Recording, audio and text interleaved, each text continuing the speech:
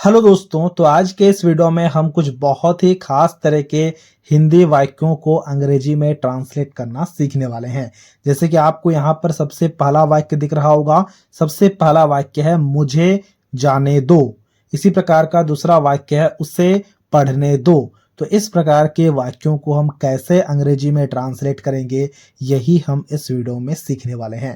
तो ये वीडियो बहुत ही मजेदार वीडियो होने वाला है दोस्तों, इसीलिए इस वीडियो को एक लाइक जरूर कर देना और कुछ इसी प्रकार के वीडियोस को देखने के लिए आप हमारे चैनल को भी सब्सक्राइब कर सकते हो। देखो, जब भी हमारे पास में कोई भी ऐसा वाक्य आ जाए ना, जैसे कि जाने दो लगा हो, पढ़ने दो लगा हो, खाने दो लगा हो, इस प्रकार का वाक्य अगर हिंदी में आ जाए और अगर हमें उन्हें इंग्लिश में ट्रांसलेट करना हो तो हम हमेशा लेट शब्द का प्रयोग करेंगे। LET, इसे मैंने इसीलिए यहाँ पर लिख रखा है। देखो, यहाँ पर लिखा गया सबसे पहले वाक्य में मुझे जाने दो, तो इस दो के लिए हमने यहाँ पर लिखा लेट। ठीक है, और फिर देखो यहाँ पर मुझे लिखा गया है, तो इस मुझे के लिए हम यहाँ पर लिखेंगे मी। लेट मी मतलब मुझे दो, क्या दो? जाने दो। और जाना का अंग्रेजी में मीनिंग क्या होता है? गो, तो हमने यहाँ पर गो लिखा। लेट मी गो हो गया मुझे जाने दो का अंग्रेजी में अनुवाद। इसी प्रकार से देखो दूसरा वाक्य हमारे पास में दिया गया है।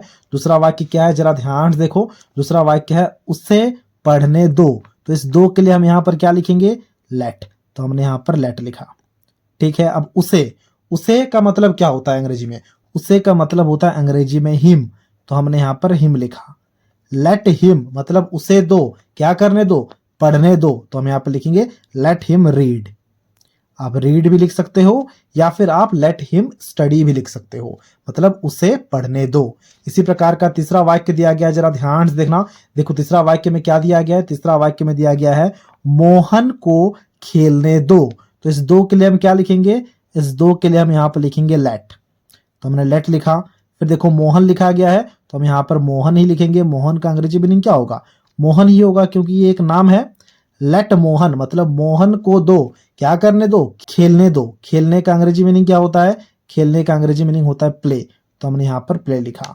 लेट मोहन प्ले हो गया मोहन को खेलने दो का अंग्रेजी में अनुवाद। इसी प्रकार से हमारे पास में चौथा वाक्य दिया गया है, जरा ध्यान से देखना। चौथा वाक्य क्या है? चौथा वाक्य उन्हें यहां आने दो, तो इस दो के लिए हम यहाँ पर लेट लिखेंगे, तो हमने यहाँ पर लेट लिखा। फिर देखो उन्हें लिखा गया है। उन्हें का मतलब क्या होगा अंग्रेजी में? उन्हें का मतलब होगा देम, तो हमने यहाँ पर देम लिखा। लेट देम मतलब उन्हें दो, क्या करने? आने, तो हम यहाँ पर आना, यानी कि उसका अंग्रेजी मीनिंग क्या होता है? आना का। आना का अंग्रेजी मीनिंग होता है कम, तो हमने यहाँ पर कम लिखा। लेट दम कम मतलब उन्हें आने दो, कहाँ आने दो? यहाँ आने दो, तो हम यहाँ पर यहाँ का अंग्रेजी मीनिंग लिखेंगे। यहाँ का अंग्रेजी मीनिंग क्या होता है? Here. Let them come here हो गया उन्हें यहाँ आने दो का अंग्रेजी में ट्रांसलेशन। फिर देखो यहाँ पर दो और वाक्य दिए गए हैं। तो पांचवा वाक्य हमारे पास में है राहुल को खाने दो, तो सबसे पहले दो के लिए लिखेंगे। दो का अंग्रेजी मीनिंग क्या होगा? यहाँ पर हो जाएगा लेट। ठीक है, तो हमने यहाँ पर लेट लिखा। फिर राहुल लिखा गया है, तो यहाँ पर राहुल ही लिखेंगे, क्योंकि किसी एक व्यक्ति का नाम है, तो हमने लिखा लेट राहुल मतलब राहुल को दो, क्या करने? ना खाने, तो हम यहाँ पर लिखेंगे लेट राहुल ईट। देख पा रहे हो? मान लो अगर लिखा होता राहुल को आम खाने दो, तो हम यहाँ पर लिखते लेट राहुल ईट मैंगो। ठीक है, इसी प्रकार से छठा वाक्य हमारे पास में दिया गया है सोहन को सोने दो।